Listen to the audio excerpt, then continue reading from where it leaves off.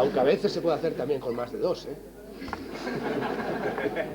ti no te gustaría que llevasen la televisión al cine?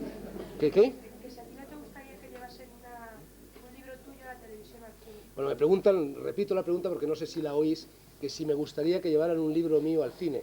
No, no me gustaría, de la misma forma que no me gustaría que tradujesen libros míos, aunque a veces los traduzcan. No me gusta que los traduzcan porque, bueno, yo como todos los escritores me puse a escribir un buen día animado por un instinto noble, que era el de crear belleza. Luego lo conseguiré o no lo conseguiré, pero en fin, eso es lo que anima inicialmente a un escritor en su afán. Entonces, una traducción te puede dar dinero, pero te puede dar dinero al precio y poco, porque un libro español en el extranjero siempre se va a vender muchísimo menos que en España. Un libro como La historia mágica de España, pues ya por definición, por el propio título, interesa menos en el extranjero que en España.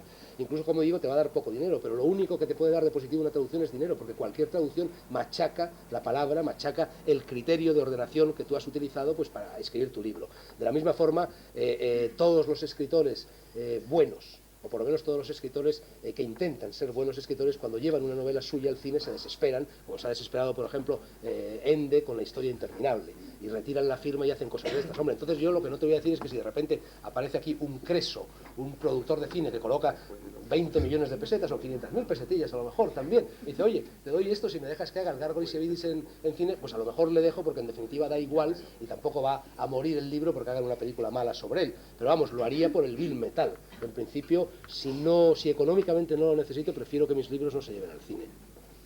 Es más, te diría más, si yo fuese rico por mi casa o si me tocase el gordo de Navidad, yo no volvería a publicar un libro hasta que me muriera, que lo publicasen mis viudas.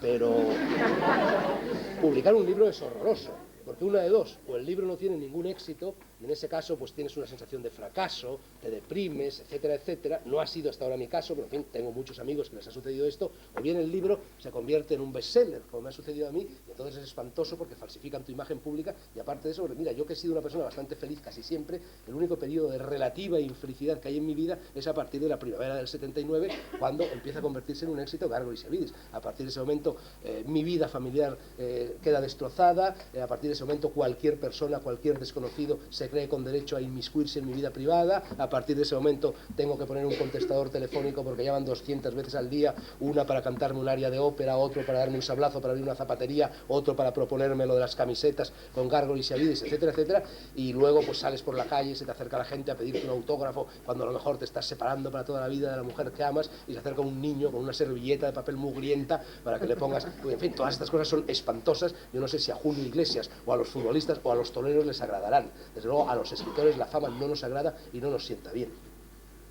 Entonces, no sé a qué venía esto, pero en fin, a cuenta del cine. ¿Qué es para ti la escritura y cómo la calificarías actualmente? ¿Es para mí la Escritura y cómo la calificarías actualmente. Bueno, un momento, la escritura es lo contrario de la literatura. Probablemente tú lo que querías preguntar es literatura, no escritura. Bueno, la escritura, lo que diferencia, escribimos todos, vamos, por lo menos todos los que saben escribir. El quinto, el recluta medio analfabeto que se va a Ceuta y escribe una carta a la novia llena de fórmulas estereotipadas y de faltas de ortografía, está escribiendo, pero no está haciendo literatura. La diferencia entre la escritura y la literatura es entender la escritura como una determinada ordenación de las palabras, de las formas sintácticas, de la lexicografía, etcétera, según un determinado criterio. Entonces, lo que convierte la escritura en literatura es esa especie de plusvalía, de valor añadido, de ordenación de las palabras según un determinado criterio. Decía Valéry, y es algo que yo suscribo absolutamente, decía Valéry, llamo superstición en literatura a todo lo que sea olvidar la condición puramente verbal de la literatura. Es decir, la literatura se hace con palabras y fundamentalmente es solo palabras y solo es escritor aquel que siente una irresistible tendencia a jugar con las palabras. ¿Cómo está la escritura, no la literatura? La escritura en estos momentos en España, pues muy mal, porque la escritura en definitiva es el corolario, es el reflejo del idioma hablado, y en la medida en que el idioma hablado va de mal en peor, también la escritura va de mal en peor.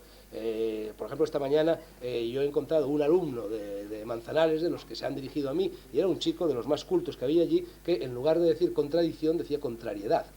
continuamente, no una vez, sino 4 o 5 veces lo ha repetido. Yo esta mañana he tardado mucho tiempo en llegar a la Casa de la Cultura de Manzanares, he tardado casi más tiempo en encontrar la Casa de Cultura de Manzanares que en llegar desde Madrid a Manzanares, porque preguntaba a la gente y la gente no se sabía expresar, realmente no sabía explicarme cómo tenía que doblar a la segunda a la derecha, a la tercera a la izquierda, se hacía un lío con las palabras y yo no conseguía llegar. Se habla muy mal, se habla cada vez peor y la cosa es especialmente grave si en un lugar como Manzanares, que es un lugar rural, porque en el campo siempre se ha hablado mejor que en la ciudad destruye el lenguaje, en cambio el lenguaje de los campesinos es un lenguaje tremendamente pertinente, donde cada objeto tiene su expresión adecuada. Si en un mundo rural como es el de Manzanares se empieza ya a hablar mal, pues no digamos cuál es el porvenir del idioma en la totalidad del país. ¿Una pregunta? ¿En qué cree actualmente hoy Sánchez Dragó? ¿En qué creo? Bueno, en primer lugar me dejas que te haga una ligerísima crítica de tipo lingüístico. Has incurrido, seguramente por culpa de los medios de información, en una cosa que a mí me irrita mucho cuando la oigo por los medios de información, y es eso de dirigirse a una persona en tercera persona. No ya de tú o de usted, como discutíamos antes, sino decirle a Sánchez Dragó. ¿Y qué piensa Sánchez Dragó de esto? La mayor parte de los presentadores de televisión o de los locutores de radio ahora hacen esto, y esto no es castellano. Tenías que haberme preguntado, ¿en qué crees tú o en qué cree usted? Pero no en qué cree Sánchez Dragó, porque entonces me vuelvo y miro a ver dónde está Sánchez Dragó. Bueno. Entonces Sánchez Dragó, para decirlo en tercera persona, yo creo que cree en bastantes cosas. El Sánchez Dragó lo que no es y lo que no puede ser, seguramente por razón de carácter, es un desencantado nunca. Yo por ejemplo, nací escritor. Vuelvo a decir que bueno o malo, pero nací escritor. Yo a los 5 años ya había escrito libros y escribí un montón de novelas entre los 5 y los 12 años. Entonces yo he tenido siempre una vocación, yo he tenido siempre un ideal, que a veces era un ideal estético, que a veces era un ideal ético, que a veces era un ideal político, que a veces era un ideal de propuesta a la utopía, pero vamos, digamos que yo he estado toda mi vida y sigo en ello, lanzando en eso, en utopías, en rebeliones, en revoluciones, en tentativas artísticas. Entonces en mí no cabe el desencanto, y una persona que no está desencantada y que no puede estarlo por carácter, porque se entusiasma con todo, yo creo que la religión es una de las formas del entusiasmo. Entonces esa persona cree en bastantes cosas. Entonces por creer, yo creo, y ya es creer, hasta en Brahma, Shiva y Vishnu. Digamos que mi procedimiento metodológico es, frente a la duda metódica que utilizaba Descartes, la fe sistemática. Yo creo que las dos al final te conducen al mismo camino. De la misma forma que Narciso y Godmundo, en la novela de Hermann Hesse, uno por la vía del pecado y otro por la vía de la santidad y del ascetismo, acaban desembocando exactamente en el mismo tipo de conclusiones vitales y filosóficas. Entonces yo prefiero creer, porque me parece una vez más estimulante para el espíritu, me parece más bonito, me parece más divertido. A mí un mundo con dioses, por ejemplo, un mundo en el que existe Brahma, Shiva, Vishnu, un mundo en el que los héroes, los Teseos, los Hércules, los Quijotes andan por el mundo, me parece un mundo más divertido que un mundo en el que solo existen jefes de Estado, notarios y registradores de la propiedad u obreros de la construcción. Así que creo en casi todo. Yo soy un ingenuo. Ahora me voy a la taberna de enfrente, me encuentro un señor que me cuenta una historia que me parece divertida, que me parece fabulosa, que me parece legendaria, que me parece entretenida, que me parece estimulante para el espíritu, inmediatamente me la creo y la incorporo a la historia mágica de España. Así se ha hecho la historia mágica de España, escuchando el hablar y el decir de las gentes y creyéndomelo. ¿En qué te vas a hacer a escribir un libro? Bueno, yo creo que fundamentalmente un escritor, para escribir un libro, en la mayor parte de los casos parte de una experiencia personal, parte de tu propia vida. Yo creo que inevitablemente todo libro, y no solo todo libro, toda novela, sino también todo libro de ensayos o de otros géneros literarios, inicialmente parte, pues todo lo que sabemos lo sabemos a través de nuestra propia vida, y lo sabemos a través de nuestros ojos, nuestros oídos, nuestro intelecto, y todo eso ha funcionado en el contexto de una vida que es la mía. Entonces, mis libros parten siempre de un hecho autobiográfico. Lo que sucede es que ese hecho autobiográfico se modifica automáticamente por dos factores.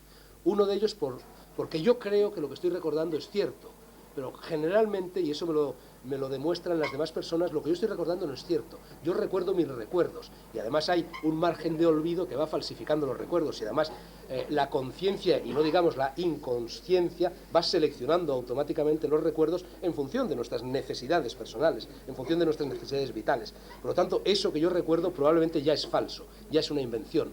Y al mismo tiempo, lo que me sucede continuamente, y le sucede en general a casi todos los escritores, es que los personajes, y aquí sí que nos vamos al mundo de la novela, los personajes se te revelan.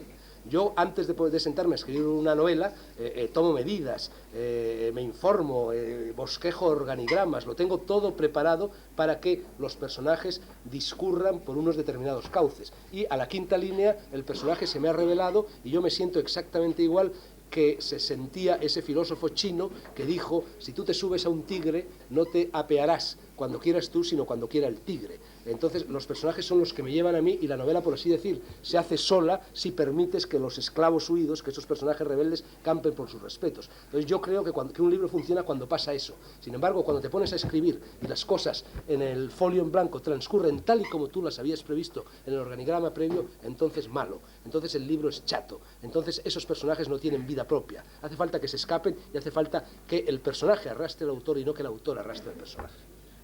A ver, venga. ¿Te sientes capaz de escribir un cuento infantil? Yo hay dos desafíos dos desafíos literarios que siempre he sentido como desafíos y a los cuales me quiero enfrentar antes o después. Uno, más fácil, es escribir una novela pornográfica. Ya se sabe que muchos escritores honorables y respetables han escrito novelas pornográficas, aunque a menudo se hayan amparado en el seudónimo. Es el caso de Polham en Francia, que escribió La historia de O, por ejemplo, no con seudónimo, sino como anónima, o es el caso nada menos que del fabulista Samaniego, que tan buena prensa ha tenido siempre entre las derechas y entre la Iglesia española, y que también escribió varias novelas pornográficas con seudónimo. Entonces esa es una apuesta, pero es una apuesta relativamente fácil de ganar. Y la apuesta más difícil para mí es la de escribir un libro para niños, pero antes o después la quiero hacer. Es decir, escribir Alicia en el País de las Maravillas, escribir Peter Pan, escribir libros así, es enfrentarse al lector más implacable. Cuando tú ofreces tus libros, escribes tus libros pensando en los adultos, bueno, el adulto tiene muchas conchas y son conchas que en gran parte coinciden con mis propias conchas, o por lo menos son conchas que yo conozco. Entonces puedo engañar al adulto. Puedo engañarlo por procedimientos culturalistas si el adulto es una persona culta, o puedo engañarlo con otro tipo de trucos si el adulto no es una persona culta. Pero en cambio, cuando me enfrento a un niño, ahí no hay trampa ni cartón. Yo tengo que conseguir la risa o el llanto, tengo que conseguir la emoción, tengo que conseguir la participación de un ser que no tiene conchas, de que solo se va a reír si lo que yo digo es gracioso, o de que solo va a llorar si lo que yo digo es lacrimoso. Entonces creo que la más alta apuesta para un escritor es la de conseguir escribir un libro tipo Alicia o tipo Peter Pan, que de hecho dejan de ser automáticamente libros para niños y se convierte también en literatura para adultos. Entonces hay un libro que tengo en la cabeza desde hace bastante tiempo, pero que me gustaría que fuera el último libro que yo escriba, porque yo creo que es mucho más fácil, vamos, no lo creo, es evidente, es mucho más fácil la comunicación entre los viejos y los niños que entre los meramente adultos o maduros o jóvenes y los niños. El viejo está mucho más cerca del niño, los niños se entienden mejor con sus abuelos que con sus padres. Entonces quiero escribir ese libro cuando sea abuelo, porque con ese libro me dirijo a los niños, y es un libro que sería algo así como una especie de Gárgolis y Avidis, pero para niños. Es decir, recoger todo el fondo de leyendas que hay en este país y exponerlo en forma de cuentos infantiles, de la misma forma que en un libro que a mí me marcó en mi infancia y que me sigue marcando ahora, de la misma forma que lo hizo Selma Lagerlöf, premio Nobel de literatura, una escritora sueca, cuyo libro principal se llama El maravilloso viaje de Nils Holgersson a través de Suecia. Entonces ahí se inventó una trama por la cual un niño malo, de granja, es encantado por un duende y que lo convierte en duende también a él, lo convierte en una especie de gnomo. Entonces este niño, cuando está convertido en gnomo, hay un pato de la granja de sus padres que, al ver pasar a las ocas silvestres, a los patos silvestres que van volando por el cielo en sus migraciones anuales, decide incorporarse a ellos y quiere escaparse. Y echa a volar, pues torpemente, porque es un pato doméstico, pero poco a poco, y el niño, para evitar que el pato de su familia se escape, se agarra a él, olvidándose de que es un niño muy pequeñito, es un gnomo. Entonces, claro, el pato arranca con él, y entonces él, agarrado al pato, recorre con estas bandadas de ánades silvestres, de patos, recorre toda Suecia, bajándose de vez en cuando, viendo toda Suecia desde arriba, y al verla desde arriba ve también el ayer de Suecia, ve también el futuro de Suecia, y hace una especie de zambullida general, pero contado en forma de cuento infantil, en todas las leyendas, en todo el mundo fabuloso que anida siempre detrás de cada pueblo. Bueno, eso me gustaría hacerlo algún día, pero como espero ser viejo lo más tarde posible, tardaré bastante en terminar ese libro, en escribirlo. ¿Cree que los españoles leemos poco? Sí, los españoles leen poquísimo. Vamos, no solo leen poquísimo, sino que la mayor parte de las personas que compran libros no los leen. Es muy difícil hacer estos cálculos, pero si yo así, a grosso modo, calculo que solamente un 20% de los libros que compra la gente se leen. Incluso esto me lo aplico a mí mismo. Yo compro también muchos más libros, o me envían ahora muchos más libros de los que puedo leer. Pero vamos, eso sucede en todas partes. Es decir, que cuando 100 años de soledad se pone de moda y lo compran 5 millones de personas, ¿quiénes han leído 100 años de soledad? Pues de esos 5 millones de personas, 1 millón de personas. Es decir, que esto sucede en todos los países, pero en España además se lee especialmente poco. En fin, las estadísticas desde este punto de vista son abrumadoras. Parece que en algo así como el 73% de las casas españolas no existe un solo libro que no sea escolar. ¿Y ¿Y cuál sería la motivación para que los españoles leyeran más? Pues, hombre, es difícil contestar a esto. Los políticos se lo llevan planteando muchos siglos y no consiguen, y no digan, bueno, los políticos y los profesores y los catedráticos, y en fin, toda la gente que se dedica a la organización de la cultura, y no se consigue que el español lea, y no solo no se consigue, sino que el español lee cada vez menos. Pues, ¿qué se puede hacer? Pues no sé, un poco lo que estamos haciendo aquí ahora, que cada cual en la medida de sus fuerzas y con mejor o peor talento proponga a sus paisanos pues la lectura de libros. Naturalmente esta es una tarea que debería llevarse a cabo desde la escuela. Habría que enseñar a los niños a apagar el televisor y habría que enseñar a los niños desde pequeños a leer. Quien no aprende a leer, y no digo a leer escritura, sino a leer literatura de niño, desde luego es muy difícil que aprenda después. Yo nací en un mundo en el cual el libro era todavía un recurso para el ocio casi obligatorio. Nunca hay mal que por bien no venga, y entonces en los años del hambre, en los años duros de la España franquista más negra, bueno, pues había este bien que se derivaba de ello, que prácticamente pues lo único que podíamos hacer era jugar a las chapas en la calle, ir de vez en cuando a ver un programa doble, algún cine piojoso y leer libros. Aunque fueran libros de aventuras, aunque fueran libros malos, aunque fueran libros del Coyote, quien se acostumbra a leer libros del Coyote a los 8 años, probablemente a los 15 estará leyendo el Quijote. Ahora no se lee ni siquiera el libro del Quijote. Ha desaparecido el libro de kiosco, ha desaparecido la novela rosa, ha desaparecido J. Mallorquí, ha desaparecido Marcial Lafuente Estefanía, ha desaparecido Corín Tellado, han desaparecido incluso las formas ínfimas de la literatura, lo que se llama aliteraturas o subliteraturas. Bueno, hay que empezar por formar hábitos de lectura en los niños.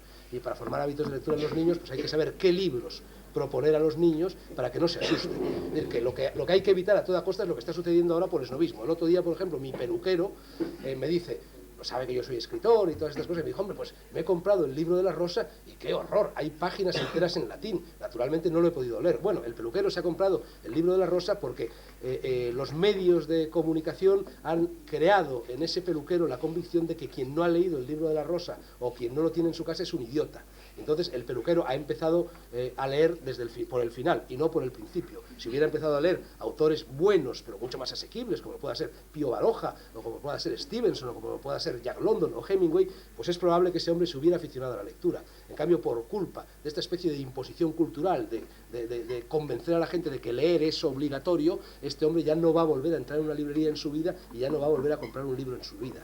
Entonces, en ese sentido, pues los maestros de escuela tienen la palabra y son los que deberían enseñar lo divertida que puede ser la lectura, porque realmente cuando uno aprende a leer no hay nada o casi nada tan divertido como leer un buen libro. Lo divertido que puede ser la lectura a los niños, esos niños leerán, pero los maestros por lo visto se dedican a otras cosas, no sé a cuáles, porque yo hace ya muchos años que no voy a la escuela. ¿Hay alguna pregunta más? Sí, aquí. Ella y otra, bueno, espera un momento y... ¿Eres partidario de que un libro se le haga publicidad como se hace con un disco o con una película? No, me parece horrible. Mira, no solo me parece horrible la publicidad, sino que me parece horrible lo que está sucediendo. Los libros deben venderse en las librerías. Los libros no deben venderse en los kioscos, no deben venderse en los aeropuertos, no deben venderse en los VIPs, no deben venderse en los drugstores. El hombre que va a una librería va ya a tiro hecho, va a buscar un libro. Ya hay una selección del lector. El hombre que entra en un VIPs a tomarse una pizza y pasa y de repente ve con el rabillo del ojo que hay un libro que lleva vendidos 120.000 ejemplares y que ha sido un bestseller en París, en Londres y en Nueva York, se compra ese libro no porque haya entrado a comprar un libro ni porque quiera leerlo y no lo leerá, lo compra únicamente por esnovismo, lo compra por borreguismo. Entonces, soy también enemigo a muerte de que los libros estén envueltos en celofán, como si fueran preservativos. Los libros no son preservativos, los libros están hechos para ser abiertos y una persona tiene el derecho, y este es uno de los inalienables derechos humanos, a poder hojear un libro cuando entre en una librería. Y ahora en la mayor parte de las librerías no se pueden ni siquiera hojear los libros, tienes que comprarlos como un acto de fe, porque el crítico tal o porque el editor cual ha decidido publicarlo o el crítico ha dicho que es bueno. Yo, por ejemplo, en Las Fuentes del Nilo observarás, si lo has tenido entre las manos, que la frase que se cita en la portada es una frase de los Hechos de los Apóstoles que no dicen nada sobre el contenido del libro. El texto que viene en la contraportada es un texto de Heródoto o Heródoto, que de ambas formas se dice, sobre el Nilo, que tampoco tiene nada que ver con lo que sucede propiamente en el libro, que es un libro que transcurre en la España del posfranquismo, o mejor dicho, del franquismo. Y si miras las solapas te darás cuenta, bueno, que he hecho una especie de autobiografía en forma de reencarnaciones pasadas, presentes y futuras, para no arrojar ni siquiera un dato sobre mi persona, sobre mi biografía. Hoy día la mayor parte de los libros llegan a manos del lector precedidos de tal parafernalia de solapas, de textos, de dossier de prensa, de críticas, de prólogos, de entrevistas en televisión, de apariciones en el radio, etcétera, etcétera, etcétera, que ya prácticamente no es necesario abrir el libro, o por lo menos eso se cree la gente, para enterarte de su contenido. Entonces yo, con todo ese truco, lo que he querido hacer es obligar al lector que compre Las Fuentes del Nilo o que la pida en una biblioteca, que por lo menos lea la primera página. Si no le gusta, que tire el libro o que lo reponga en su estantería, pero por lo menos que lea una página del libro, porque es que los críticos, por ejemplo, ahora que publican sus críticas en los periódicos, no leen los libros porque las críticas están muy mal pagadas. Leer un libro de 500 páginas pues requiere un montón de horas, y entonces estos señores hacen sus críticas exclusivamente en función de ese dossier de prensa que ya astutamente les envía el editor. Entonces, bueno, todo esto son aspectos de esa transformación del milagro de la literatura en industria a la que me he referido antes. Yo me quedé verdaderamente asombrado y cuando después del éxito del Gárgolas y Savides empiezan a llamarme los editores, los grandes editores, los de Planeta, los de Plaza y Janes, etcétera, y empiezan a pedirme textos de cualquier clase, cualquier cosa que tuviera en el cajón, sin la más mínima discriminación. Y llega un momento en que quieren contratar esa novela que se llama Las Fuentes del Nilo, cuando la novela, y la contratan de hecho, porque al final me vencieron, y me vencieron por dinero, porque yo les decía, pues si la novela no está escrita, si tengo 30 páginas escritas de esa novela, si no tienen ni título, ¿qué me vais a contratar? ¿Mi firma? Como si yo fuese un banquero. Si yo no soy un banquero, si mi firma no vale nada, si lo que puede valer son mis textos, como pueden no valer. Entonces, si una vez que yo os haya entregado la novela escrita, la novela os parece maravillosamente buena y maravillosamente comercial, pues si en vez de X millones me dais 5.000 millones, yo encantado, pero esperad a tener la novela en vuestras manos. Pues no, se empeñaban, y un día comía con los de Planeta y me decían, pues te damos tanto por el libro, y al día siguiente comía con los de Plaza y decían, pues nosotros 2 más, entonces al día siguiente volvía a comer con los de Planeta y decían, pues nosotros 2 más, y oye, así, poco a poco, iba subiendo el barómetro hasta cifras que están llevando a la ruina a los editores españoles, porque hoy nos fichan a los escritores, no digo nos contratan, nos fichan, como si fuéramos futbolistas. Planeta o Plaza o el otro quieren tener en su cuadra, quieren tener en su escudería firmas de éxito, firmas de lujo, y se arruinan porque pagan cantidades. A mí me han dado una cantidad de dinero por Las Fuentes del Nilo que, vamos, ni de lejos podrá amortizar nunca el editor. Supongo que lo incluye en gastos de imagen, en gastos de publicidad, etcétera, etcétera, etcétera. Bueno, llega un momento en que no puedes resistirte a esto, porque es muy difícil resistirse a un señor que viene y te empieza a poner cheques encima de la mesa. Es como jugar al póker con un millonario. Antes o después el millonario se lleva el plato, porque antes o después el millonario ligará y te ganará porque meterá mucho más dinero del que tú tienes. Entonces, claro, llegó un momento en que yo ya no me pude resistir y hice un contrato en el que ponía novela. Yo les podía haber dado a los de Planeta, a cambio de todo el dinero que ellos me habían dado, les podía haber dado una novelucha de 200 páginas escrita en una semana, estilo Corín Tellado. Hombre, supongo que confiaron un mínimo en mi honestidad profesional y todas esas cosas, pero realmente podía haber hecho eso.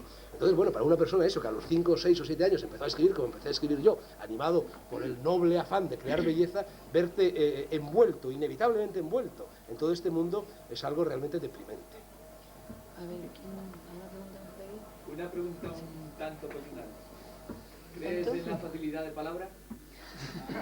Bueno, creo en la facilidad de palabra, y yo he acabado por creer que yo tengo facilidad de palabra porque todo el mundo me lo dice constantemente. Ahora, no me parece nada importante la facilidad de palabra. De la misma forma, por ejemplo, que creo en la memoria. Es verdad que hay personas que tienen mucha memoria. Yo mismo he tenido una memoria de elefante. Ahora, afortunadamente, he perdido parte de mi memoria. Pero, en fin, Henry Miller decía que la memoria es la virtud de los imbéciles. Y es cierto, la memoria no ayuda a entender nada. Bueno, pues de la misma forma yo creo que quien tiene facilidad de palabra pues es como el niño que dibuja bien desde pequeño, o que sabe bailar bien, que tiene sentido del ritmo, que tiene oído, etc. Es una especie de dato de tu carácter, de don innato, que no tiene la mayor importancia. Creo en la facilidad de palabra, pero no me gusta. A mí, de toda la literatura española, uno de los 10 textos que salvaría es un soneto de Antonio Machado, uno de los últimos sonetos de Antonio Machado, puesto en boca del apócrifo Abel Martín por Antonio Machado, que dice: brinda, poeta, un canto de frontera a la muerte, al silencio y al olvido. Ese es, en cierto modo, mi ideal literario. El filósofo que más admiro es un filósofo presocrático que se llamaba Cratilo, y que era tan escéptico que decidió no seguir filosofando y se cayó. Y de él no se sabe absolutamente nada porque se cayó. Se cayó con ella, no con Y.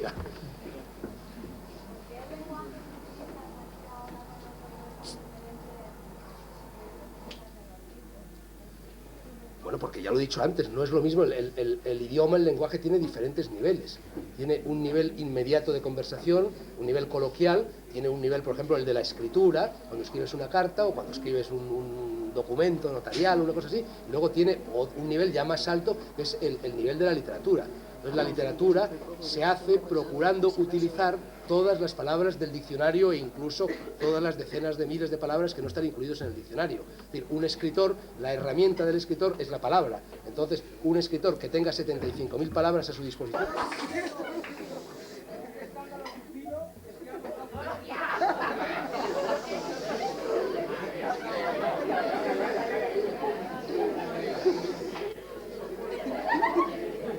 Vive Dios, ¿quién ha venido? Si es Sánchez, Dios.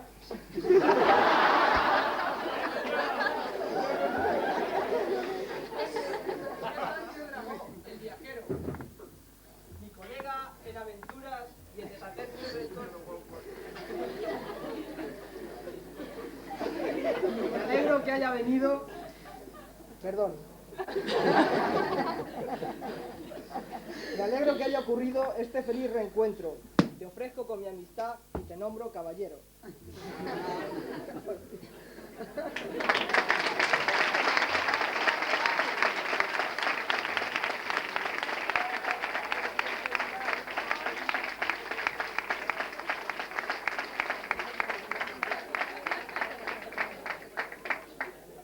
Como verás, el show no lo he organizado yo. Te aseguro que soy inocente. Y más que armarme caballero me han santificado, porque me han puesto la aureola de los santos, ¿no? Y ya no sé lo que estaba diciendo, claro, con esta irrupción, ni de qué estábamos hablando. Estábamos hablando de los niveles de la lengua. Entonces te decía que normalmente parece que utilizamos 6.000 palabras para hablar. En cambio, para escribir utilizamos 75.000 o deberíamos de utilizar 75.000. A mí cuando hay personas que se me acercan y me dicen lo que tú escribes es muy difícil y hay que leerlo con diccionario, yo les digo, culpa vuestra, no culpa mía. Yo me limito a utilizar una cosa que está ahí y que es el castellano. Si tú no la dominas, yo no soy el responsable de ello. Y en cualquier caso, si tú tienes que leer el libro con diccionarios, yo también lo he escrito utilizando diccionarios. ¿Qué piensas tú sobre el cómic? Mal, muy mal. Pero vamos, ya sé que a vosotros os gusta mucho y ya sé que hoy, ayer vino, que mañana va a venir, pues no sé qué famoso dibujante de cómics cuyo nombre desconozco porque... Mira, a mí el cómic me cuesta más trabajo leer un cómic, te doy mi palabra de honor, que leer una obra de Aristóteles. Si he dicho antes que una palabra vale por 1.000 imágenes, pues ya está ahí la razón de que a mí no me guste el cómic. El cómic me parece, pues eso, una vez más, potitos predigeridos y además una cosa de un esquematismo espantosa. En mi época leían cómics, es decir, leíamos tebeos cuando teníamos 8, 9 o 10 años.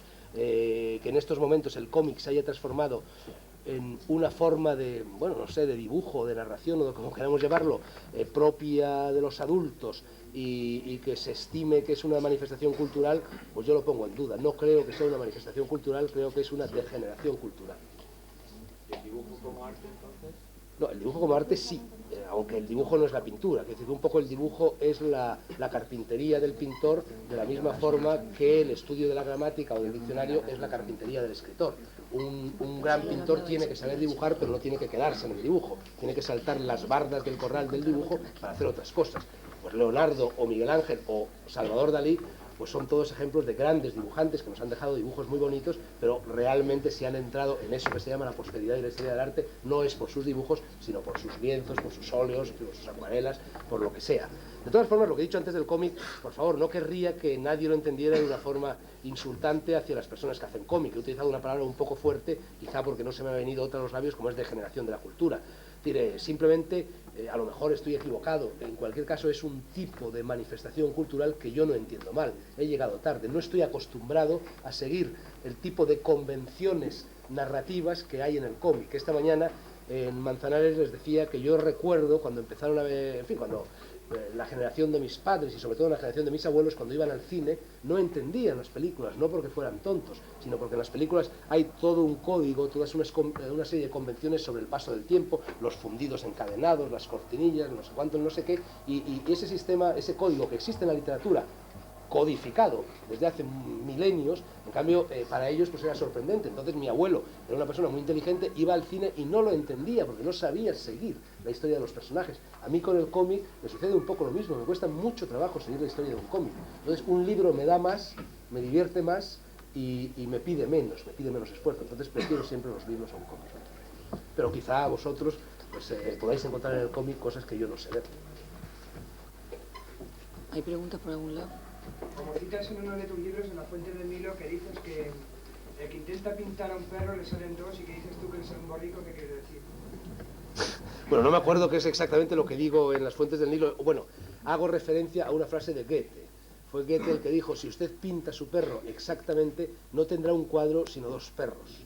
Entonces, bueno, yo creo que eso es muy cierto y que un escritor tiene que huir del realismo pedestre, y para aproximarse, pues eso, a otras descripciones de la realidad, más transgresoras, más fantásticas, más imaginativas, como lo puede ser una vez más la del Quijote. Entonces, bueno, al decirlo del borrico, me imagino que lo diría pensando en algunos malos escritores que ni siquiera les sale otro perro, sino que les sale una cosa diferente al perro, pero que no es arte, sino que es un borrico. Pero no recuerdo exactamente la cita, afortunadamente, porque si uno escribe más que el tostado, tuviera encima que llevar la pesada cruz de acordarse de sus propias obras al pie de la letra, pues la vida del escritor sería un tormento. No sé si has leído ese cuento de Borges que se llama Funes el Memorioso, que narra la historia de un individuo que tiene una memoria absoluta, colosal, es decir, que recuerda todo aquello que le ha sucedido en cada minuto, de cada hora, de cada día, de cada semana, de cada mes, de cada año de su vida, absolutamente todo. Aquel color, el rostro que está allí, el lomo de aquel libro, ese foco, el árbol que está detrás. Entonces, este individuo es un individuo que en el cuento de Borges acaba absolutamente muerto, machacado, abrumado, aplastado por sus recuerdos. No puede hacer nada, ni puede mirar nada, ni puede oír nada, ni puede pensar en nada, porque todo lo que hace se suma al ya insoportable acervo de sus recuerdos, ¿no? Entonces, bueno, imagínate si un escritor que escribe libros en 4 volúmenes, como lo hago yo, tuviera la memoria de Funes el Memorioso, pues ya me habría suicidado, me habría vuelto loco. A ver, tú. Mira, yo que tengo una duda, no sé si hay un momento más oportuno para ti. ¿Alguna mujer de las que te ha llamado machista ha aceptado tu proposición?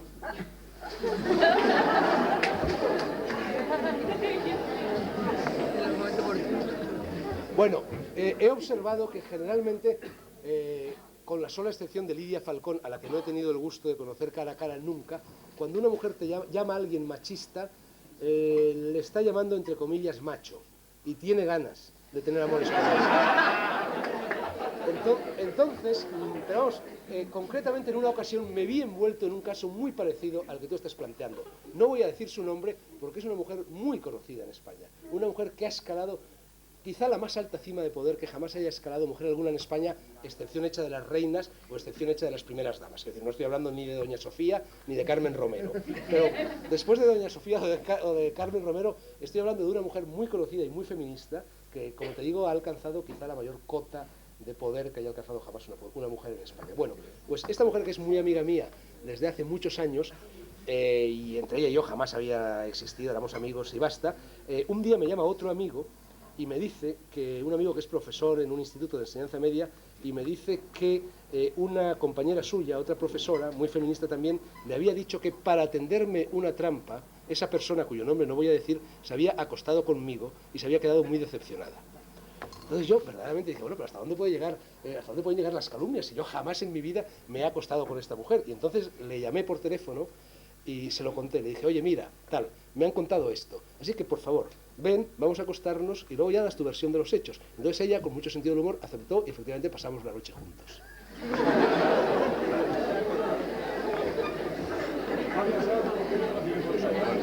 Y yo creo que se fue bastante contenta, pero vamos, a lo mejor es una visión megalómana.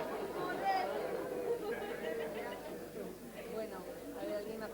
Quiero preguntar otra vez. Un verdadero hacha. ¿Se conocían? No, hombre, no, mira, no. No, palabra con el corazón en la mano que no. Mira, yo no, es decir, por lo pronto no creo que uno deba plantearse las relaciones sexuales como una especie de olimpiada. Yo no creo que uno haga el amor para ganar ni medalla de oro, ni medalla de plata, ni medalla de bronce. Yo supongo que, bueno, que hago mejor el amor que parte de mis congéneros y que hago peor el amor que otra parte de mis congéneres. La verdad es que no intento establecer baremos desde ese punto de vista. No, es cierto que, bueno, que a mí se me han dado bastante bien las mujeres siempre, pero no sé muy bien por lo que es. No te creas que yo me creo ni muy guapo ni muy nada. Simplemente se me han dado bien las mujeres y punto. ¿Por qué? Pregúntaselo a ellas. Una vez, yo se lo he preguntado mucho a las chicas, digo, pero bueno, ¿por qué yo os gusto? ¿Por qué se ha creado esa imagen de Sánchez Dragó seductor, de Sánchez Dragó pues casi una especie de pequeño sex symbol. Entonces una vez una chica muy joven, de esas que, porque no te lo vas a creer, pero en cuanto te conviertes en una persona conocida, hay pero centenares y centenares y centenares de mujeres de toda clase y condición, hasta monjas ha habido, que te llaman por teléfono o te escriben cartas con a veces proposiciones veladas y a veces proposiciones descubiertas, pero muchas. Y esto no sucede solo en España. Yo empecé a entender esto cuando leí una encuesta que hicieron hace año y medio aproximadamente, o 2 años en Francia, una encuesta de esas muy bien hecha, a la manera cartesiana francesa, sobre las motivaciones sexuales de los varones y de las mujeres. Y entonces, entre las mujeres francesas, la segunda motivación sexual en orden de importancia, algo así como contestaba así un 70 y tantos % de las mujeres, no era ni que el varón fuera muy guapo, o muy fuerte, o muy atlético, o muy culto, o muy inteligente, no, era que fuese popular. Te gustan mucho las mujeres, por eso gustas. Puede que sea por eso. Estamos viviendo en un mundo de andrógenos. ¿Qué ha dicho? ¿Qué ha dicho? No sé, que La Mancha. En La Mancha que no, di. No, di, venga, que la tercera, dilo. En La Mancha que... Que aquí en La Mancha suele decir mucho que el que mucho ladra poco muerde.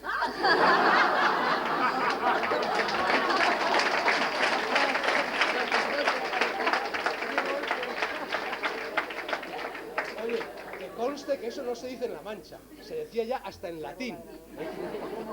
Sí, se dice eso, pero si yo no ladro mucho, si yo ladro, he hablado yo de sexo aquí, he hablado de sexo cuando alguien me ha hecho una pregunta relativa sobre el sexo. De todas maneras, yo te aseguro que a veces hay perros que me han ladrado y luego me han atizado un mordisco. Ningún refrán es exacto.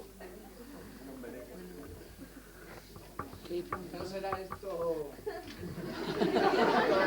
una manera de promocionarte?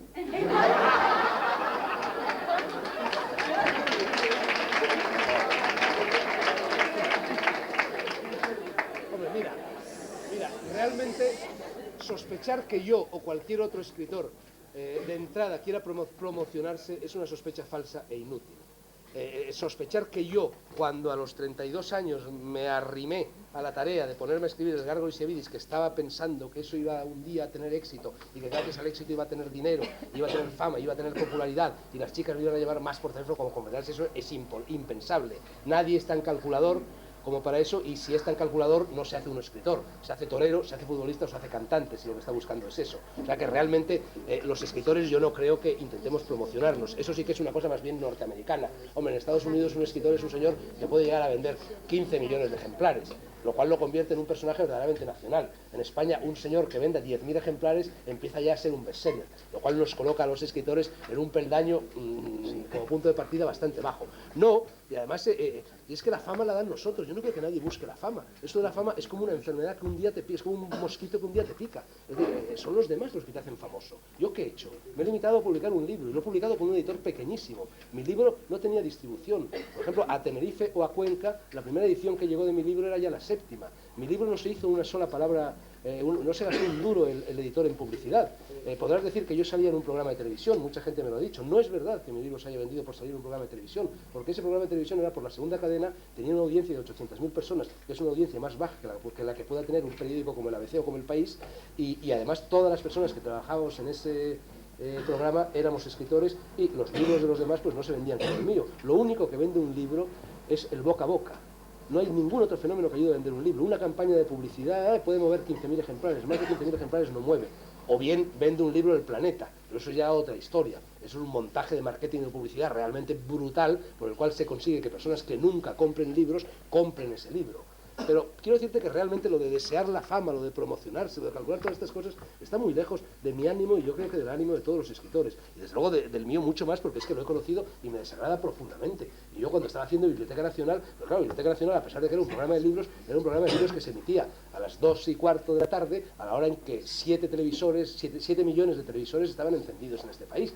Pues con la gente comiendo los espaguetis o comiendo la sopa, pero en cualquier caso con mi carota puesta ahí. No me escucharían, pero se quedaban con la cara. Entonces, mientras yo hacía Biblioteca Nacional, llegó un momento en que mi popularidad era, pues yo creo que similar a la de Julio Iglesias. Desde ahí me conocían 35 millones de españoles, porque a fuerza de aparecer 3/4 de hora a la semana tu carota por televisión, aunque no te escuchen, te conocen. No saben quién eres, no saben si eres... A mí continuamente me confunden pues con Fernando Getola, con Pepe Navarro, con Jesús Hermida, con un futbolista, con un cantante. Y lo único que saben es que eres conocido.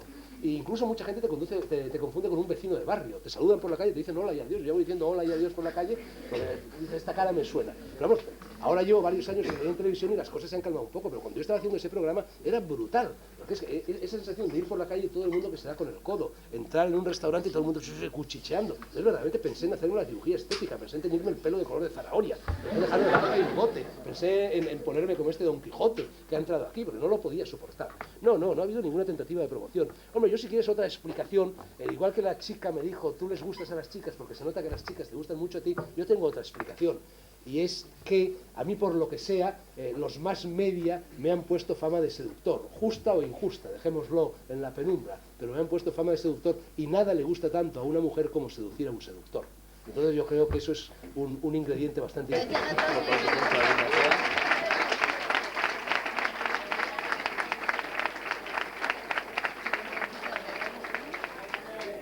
También es verdad que no hay toreros anglocabrones.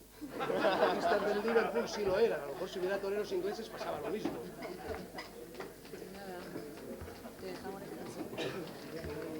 Bueno, pues muchas gracias, ¿eh? Y a leer un poquito.